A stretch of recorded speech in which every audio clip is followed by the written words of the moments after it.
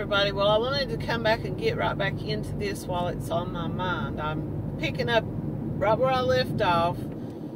Now, the narcissist has started a relationship or an affair or whatever with a married person. The married person feels like this excitement, this new feeling that they've not felt in a long time.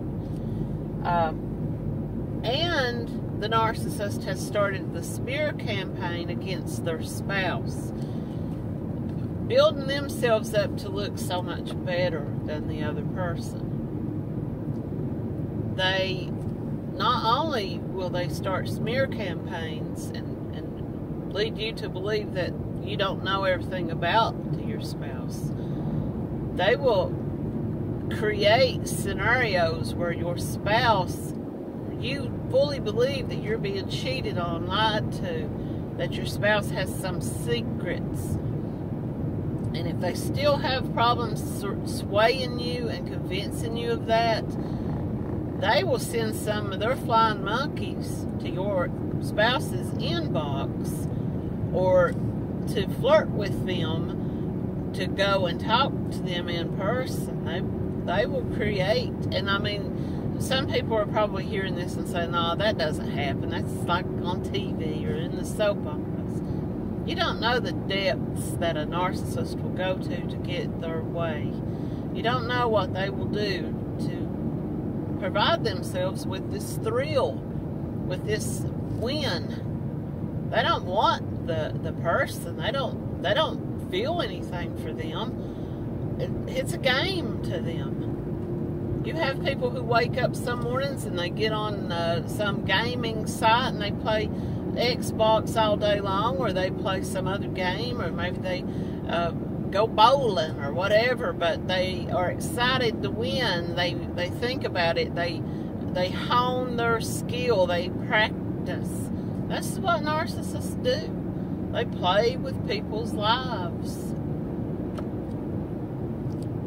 Because they know in the long run, when they're finally done and they're finally finished with that person, they've got another option. They've got their ex will take them back, or they will find somebody new to play games with. But now let's pick up where we left off. You're in the tryst. You're in the affair.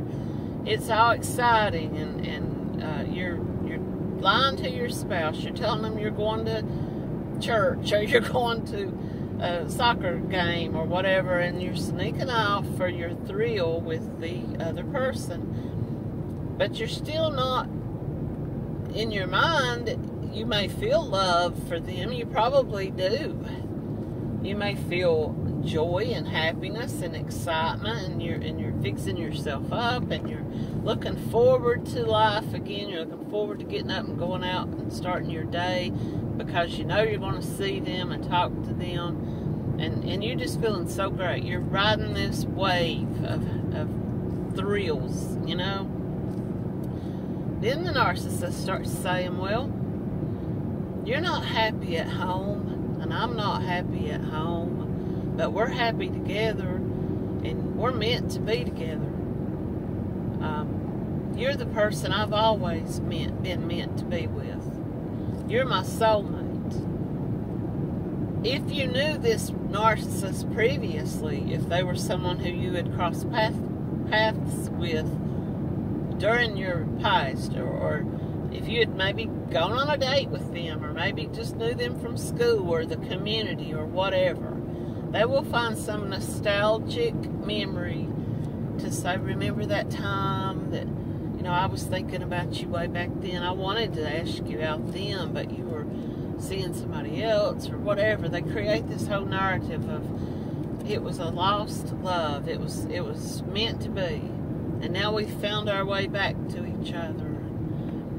Or if it's some stranger or someone you've never known in your past, they will say, well, it was kismet. It was fate. It was meant for us to find each other. We found each other at a time when we were both so unhappy. And I don't know what's going on here. I'm supposed to be stopping. guess so. There ain't no stop sign up. The guy's just standing in the road, pointing. I guess they're cutting trees or something. I don't know. But the narcissist will convince you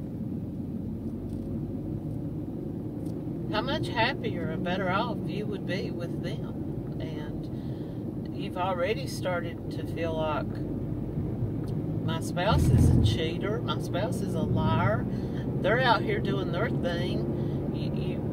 That's what keeps you from having guilt about your decisions. And also because you've started to feel anger and resentment toward your spouse, because the narcissist has presented you with the perfect trophy. They are Mr. or Mrs. Perfect. They are Mr. or Mrs. Wonderful. How could you have not been together this whole time? Now, if you have children, young children, and you're going to have to make a big decision here. Am I going to break up not only my home, but my children's home for someone who, you know, but you're so love bombed. You've been so manipulated, and your mind has been so brainwashed that you fully believe this is the person that I'm supposed to be with. How could it not be a happy home? I'm not happy in my home now. I have to be happy with this person. So let's give it a go. Let's give it a shot. Now, like I was saying earlier in my other video that I made, most people who find themselves cheating, or make the decision to cheat, or create a reason to cheat, they screw around. It may be a one-time thing, it may be a 10-time thing, it may last a year, it may last 5 years, or whatever. They may get together when they can, or they may plan it out. The spouses may or may not ever find out about it. But it's not because they plan to leave their spouse. But when you get involved with and I'm not saying everybody who leaves their marriage because of infidelity is the other person is a narcissist, but a narcissist will try every trick in the book to get you to leave that relationship. That was their intention and their goal all along, was to break you up from your family, to break you up from your spouse. Now, once you make the decision to leave, whether you tell your spouse, I'm leaving you for another person, I've fallen in love and I'm wanting to be happy with this new person, or whether you create this reason to end this marriage, and then you run into the arms of the new person. Once you make that decision, as any of you know who's ever gone through a divorce, for whatever reason, whether it was because of infidelity or because of some other reason, you know that sometimes you lose friends. You may be very close with some of your spouse's family members, and they're going to take the side of the family member over you. So you've lost those people from your life. Your children are thrown into this, what just happened? We were here at home, and then all of a sudden Mom picks us up, or Dad takes off and leaves us and goes to live with another woman, and maybe they have children. Or Mom picks us up and moves a new daddy in, or moves us into home with new daddy, you know. So the children's lives are disrupted and interrupted, and okay, now you're in it. You've really put yourself in motion, you know. And why did you do that? You did that because the narcissist convinced you that you were in love with them. They convinced you that they were in love with you. They convinced you that this was what was intended all along. You weren't having an affair just to be cheating and having a little fun. You were with them because you were meant to be with them, and they were meant to be with you. That's what you believe. That's what they convince you of. That's what your brain, your body, your emotions tell you. And so you start this new journey. And you're really, aside from the division of property, the court dates, and it may, if you're not married to this person that you're with and you just in that relationship, you still have to divide up property. You have to, oh, this was mine, I bought this, I owned this before we were living together. You go through all that. So here comes the pain and the drama.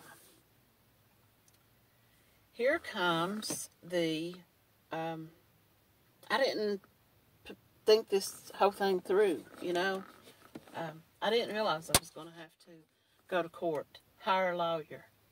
I didn't realize I was going to fight and argue. I didn't realize that I was going to hurt the other person, that I was going to wound them, and that they were going to look like a cuckold, that people were going to be laughing at them, that people were going to be saying, oh, he got cheated on, or she got cheated on. Their husband or wife left them for somebody else. So all the happiness and joy and thrill of that exciting wave that you were riding with the narcissist, all of a sudden now you're adding in all the drama. You're adding in the pain. You're adding in your children's pain, your family members' pain. You're adding in having to move. You're adding in financial expenses that you didn't realize because you got to, hire moving trucks or U-Hauls or whatever. And you got to go through all this. The narcissist all of a sudden is kind of, well, I'm going to leave this up to you. Now, this whole time they've been telling you, you're my soulmate, I love you, I can't imagine you being with anybody but me. Every time I leave your arms knowing that you're going back to the other person, my heart breaks. We have to be together. You make me so happy. They tell you all this stuff, and then when you start going through the drama, you've told your spouse you're leaving, well, for whatever reason. Whether you're honest about it and say, I'm cheating and I've found somebody new and I'm in love and I'm leaving you, or whether you say, I just ain't happy anymore and I want to try something different. Or you say, you start accusing them of stuff that the narcissist has convinced you about them, and then they get mad, and then you start fighting, and then that gives you a reason to leave. All of a sudden, the narcissist is like, well, this is all up to you. I'm not telling you what to do. I'm not telling you to leave them.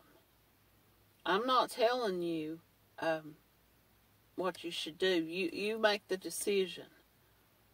So you're confused. You're like, well, I thought that you were so in love with me. I thought that you couldn't wait for us to be together. I thought that my leaving and telling this person that I was leaving would make all the difference in the world, that we would finally be able to start this new life together. And the narcissist is over there like, well, I got to deal with my kids, and I got to deal with my ex, and I got to deal with my job, and I got to deal with all this stuff. And around this time is when they start to call you less. I'll call you back in a little while. I'm working right now, or I'm busy right now, or I'm doing this, that, or the other. They're kind of unavailable to you. When you're going to your home to collect your items that you're taking with you, or the other person is packing their stuff up to move out of the home, they're not there for you. The narcissist is not there for you. They're not going to come and help you pack.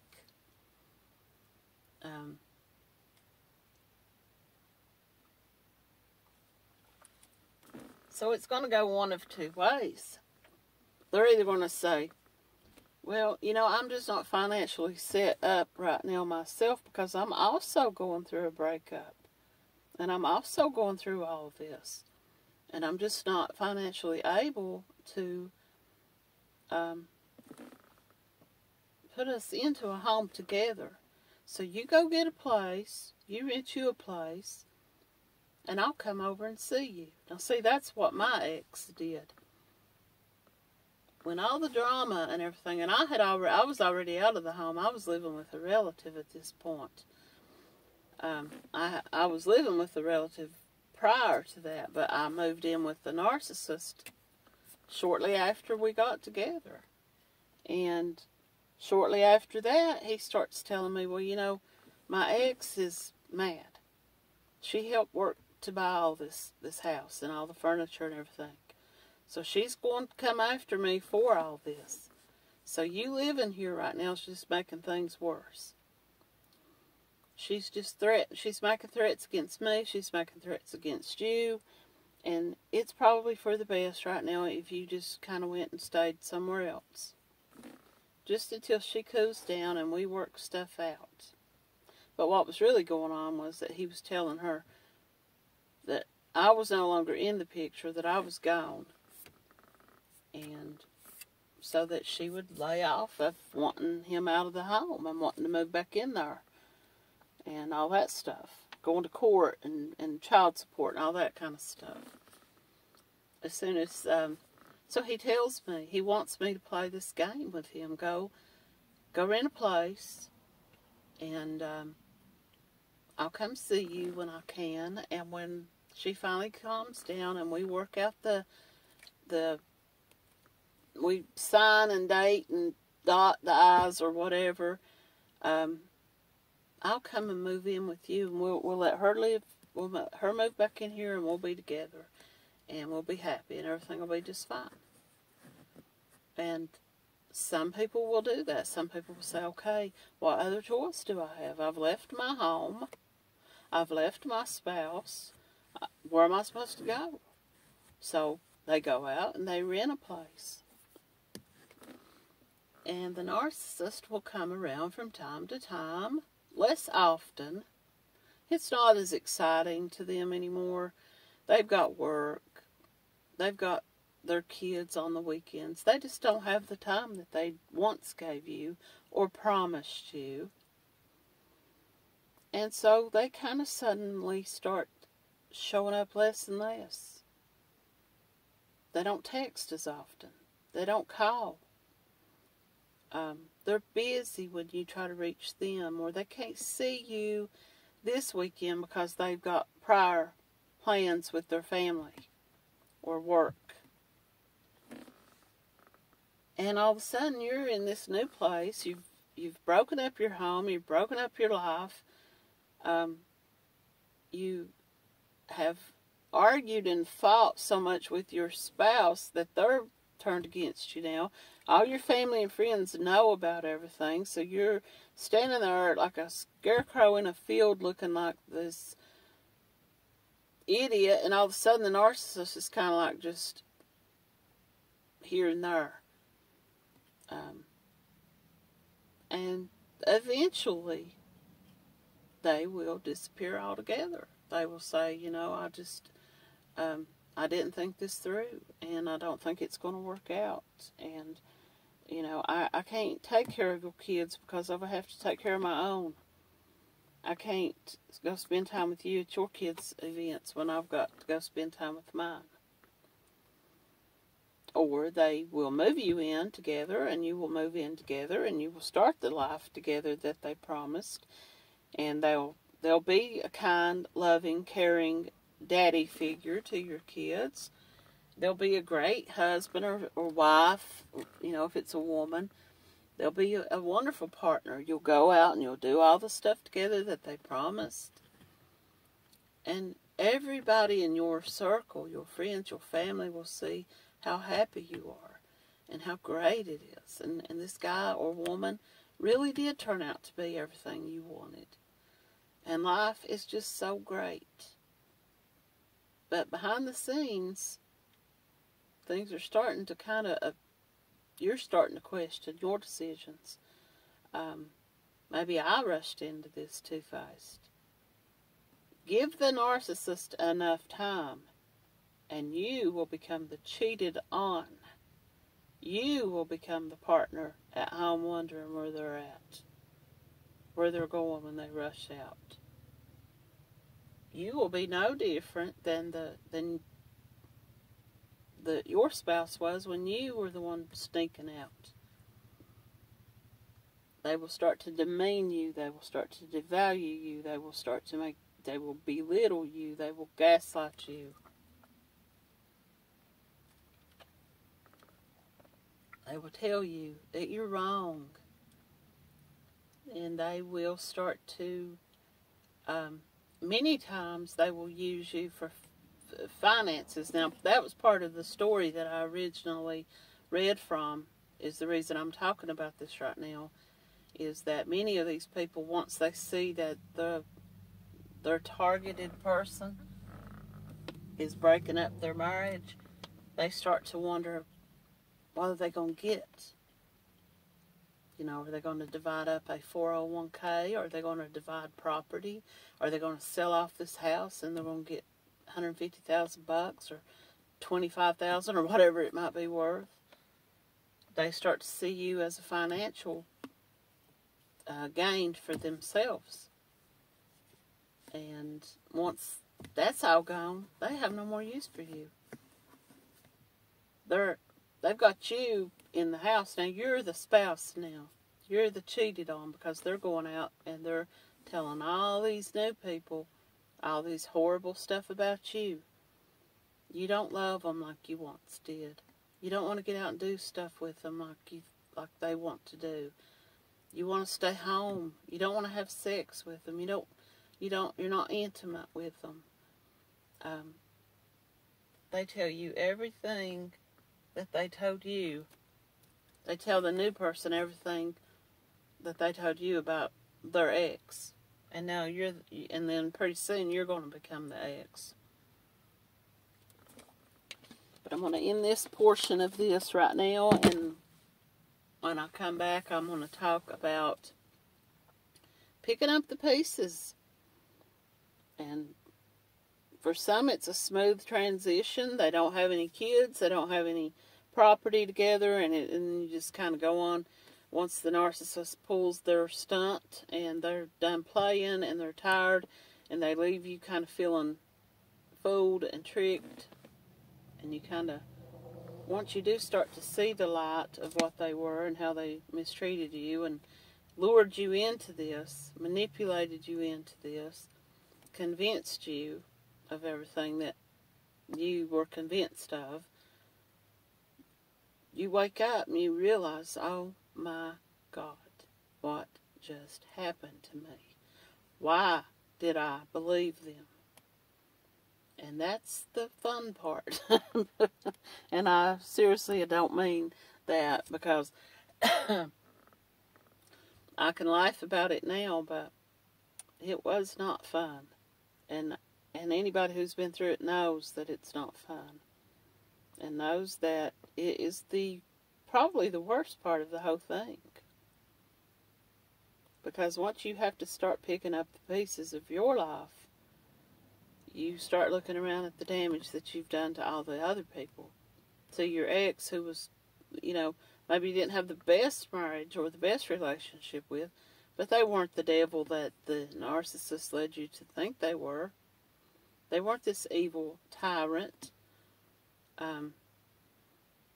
They weren't cheating. You start to see the cloud lifts, the darkness, the veil lifts, and you have to face the facts that you were duped and manipulated, and that you fell for it, hook, line, and sinker, you guys. But my next video in this will be my last one in this little portion of all this. I'll just talk about when you finally do, when you finally are discarded. And I don't like to use the term discarded, because narcissists never throw anything or anybody away. They will keep you kind of in the background, because they're going to hoover you. They're going to reach out to you eventually. It may be weeks, it may be months, it may be years. But eventually you will hear from them again. And I'll talk a little bit more about that when I come back. But thanks for watching.